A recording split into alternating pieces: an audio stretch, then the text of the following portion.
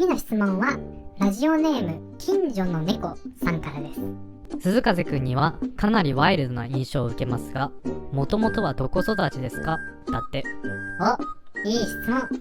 実はね、もともとは外で暮らしてたんだよ。